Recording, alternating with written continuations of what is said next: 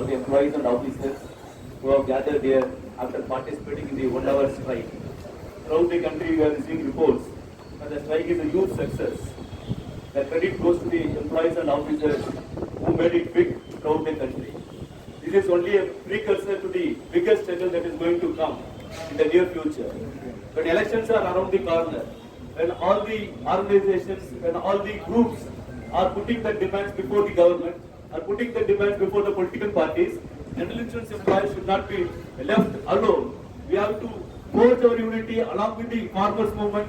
We have to forge our unity along with the workers and put our demands before the government and also before the political parties.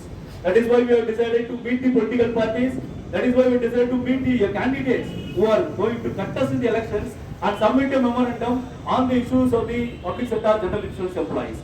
This is very important today when we say that we are against the government, when we are against the policies of the government. This is a good opportunity for us. When elections are around the corner, this is a good opportunity for us to meet the candidates and present our views on the public sector general insurance companies. So we have to, the government, current government is portraying the public sector general insurance company in a very negative light. So we have to tell the candidates that how strong we are, the public sector general insurance companies are, how strong we were once upon a time, and who weakened us, and what are the possibilities for us to go further, or grow stronger. These things are to be explained to the candidates of the who are contesting the elections. That is why we are gathered here, and we will take this message to the candidates and the political parties also. We have before us 5 demands before us. Our comrades have already explained the reason or the logic behind demanding the 5 important demands that we have placed for this strike. Number 1, wage revision, we will explain it later. Number 2 is increasing the family pension to 30%. If the government is not convinced in giving 30% to any section of the employees in any part of the country, any public sector, the government should not have increased the family pension from 15% to 30% in RBI. The government should not have increased the family pension from 15% to 30% in banking sector. Should not have increased in LIC. When they have increased the family pension from 15 to 30% in all the sectors, except general insurance, it means that it is a justifiable demand for the public sector general insurance employees also to demand for 30% family pension. So the government has to come forward and offer us 30% family pension to the retirees of the public sector general insurance employees also. Number 2, 14% NPS. Our comrades here explained what is why the government, why the management is not giving 14% NPS contribution to the employer contribution to the NPS optees. It is not a big task for the government, for the management. The management after all is going to spend 1 crore per month in each company. Just 1 crore per month. 1 crore per month is 12 crores per year. 12 crore is not a big amount for the company, each company. Why the management is denying the 14% contribution to the NPS optees? So we are demanding 14% contribution to the NPS optees. And the fourth demand is recruitment in all cadres. We are asking for recruitment in all cadres in public sector general insurance companies.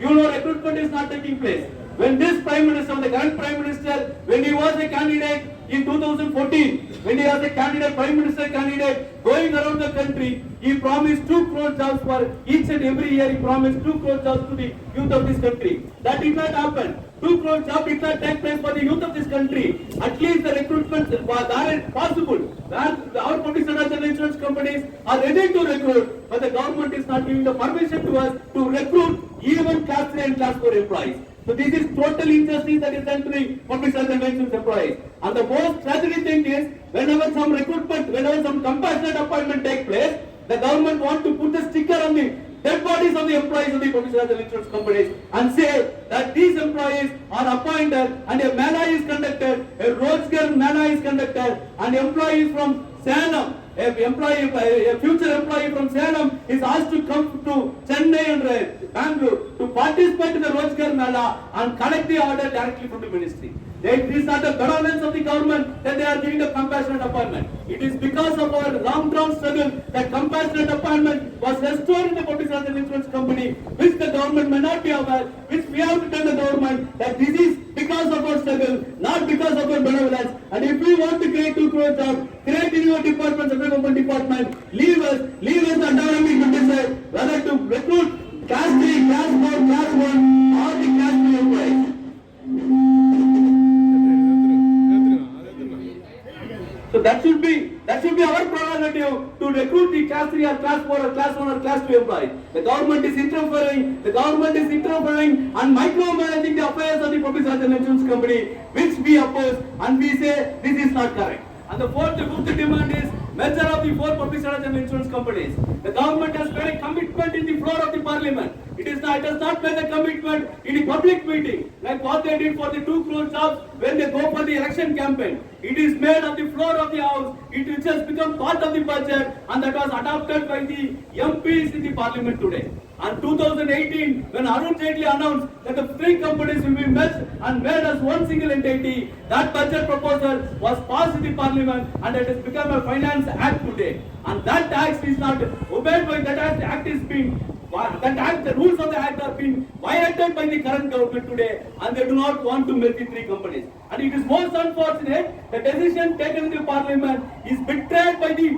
legislative MPs and the cabinet, and they take a separate decision not to merge the 3 companies. This is unfortunate in the Indian democracy today. When we say Indian democracy, when we talk proud of Indian democracy, when the Prime Minister goes everywhere and say mother of democracy, one in Times of India commented beautifully, the father of hypocrisy talks of mother of democracy. Because this government, which has passed the finance bill in the parliament, in the cabinet meeting decided not to obey the bill, want to obey the merger of the four public sector insurance companies. This is the most unfortunate thing today. And regarding the wage revision, we are justified in demanding 40% or 30% wage revision from 1st of August 2022. We have a lot of justification. I will just quote 5 justification for easy understanding. Number 1, today you know the world is in a big crisis. The United States of America, which is called as the citadel of capitalism, is in deep crisis today. They are not able to increase the penetration level of the insurance, non-life insurance in United States of America. There is no growth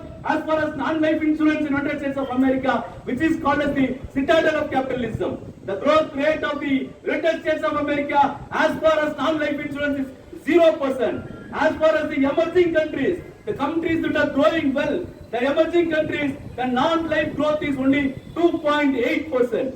Even in Asia Pacific countries, the third world countries, which are called as third world countries, the growth rate is only 2.9%. In non-life sector, when all other countries are not able to grow, here is a country which is showing growth of 6%, real growth of 6% as far as the non-life insurance premium is concerned. The credit goes to the employees and officers of the public sector insurance company. So we say we deserve a better wage revision, and that is why we immediately call us for a wage negotiation and offer us a big wage revision. Number 2, you know the position of India. You take any indexes today published by the World Bank or IMF or UN, the indexes shows where India stands. The Human Development Index shows that India stands in the 132 position.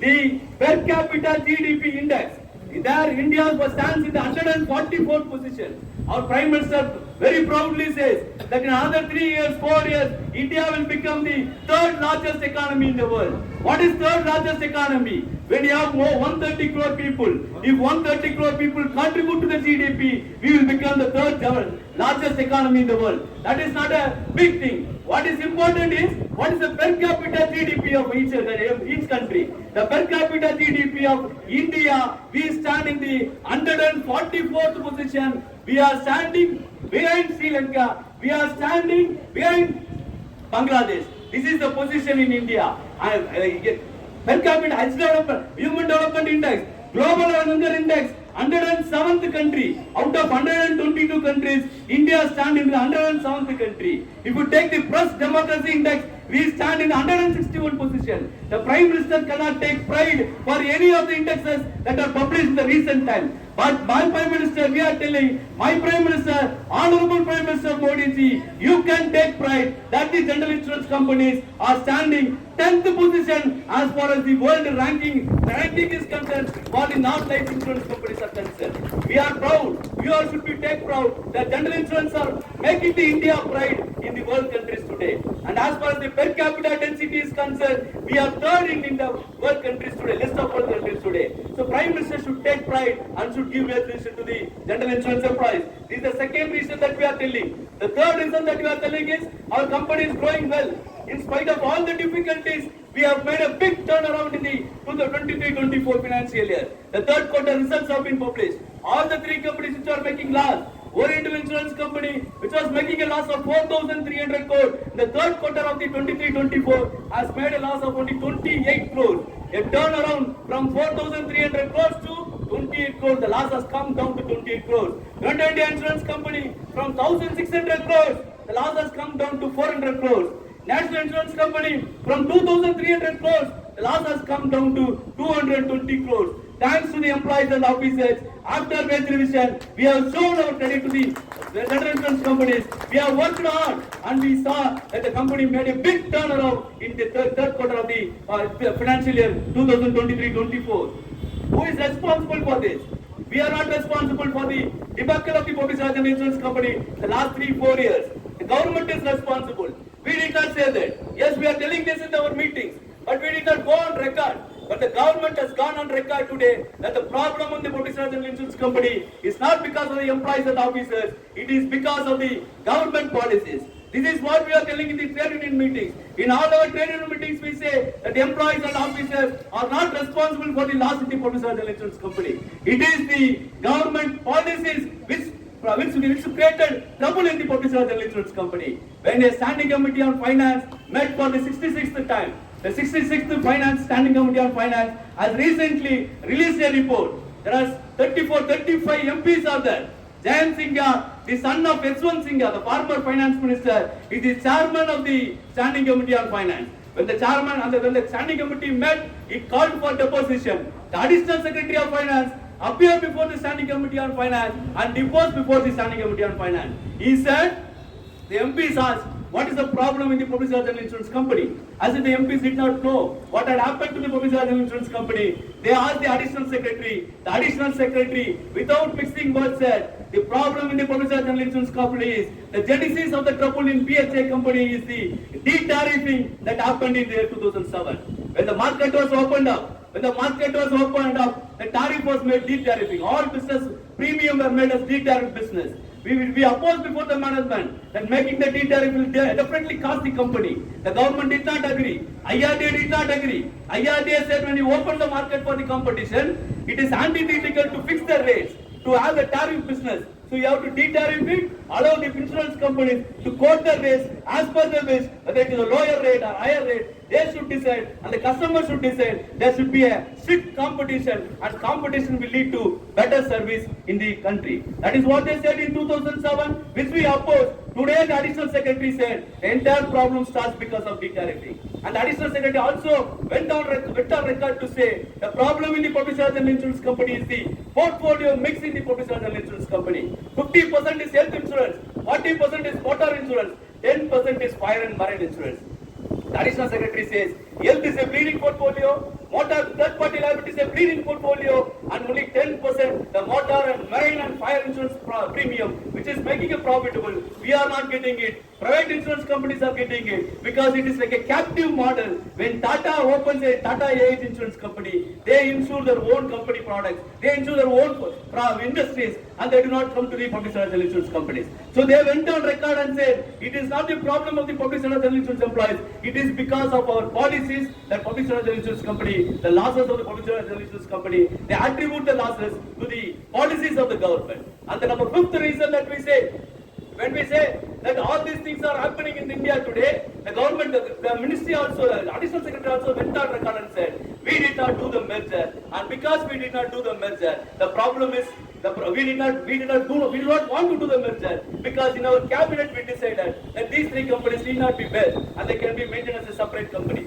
So this is what the government said, and this is what the government and the additional secretary said in the Standing Committee on Finance. So we are telling the government, the public sector insurance companies are doing a wonderful job, and if at all the government wants to improve the public sector insurance companies' performance, the government has to step in and infuse capital, because of which we are not able to compete, we are not able to participate in some of the bids because our financial solvency margin is in the negative matter. So we are telling the management, you just either change the rules and regulations of the solvency margin or allow us to participate in all the bids. So that is what the government is thinking of today. So when these things are happening today, we are confident we will be able to show big profits in this financial financial year, at the end of the financial year, we will be able to show big profits, and we are confident the government should also come down, and we will take to the employees, we will take to the public. If the government is not hearing us, if the government is not coming to give, it's not prepared to give any assurance to us before the elections, we will take it to the public and make it as a big campaign that this public sector insurance company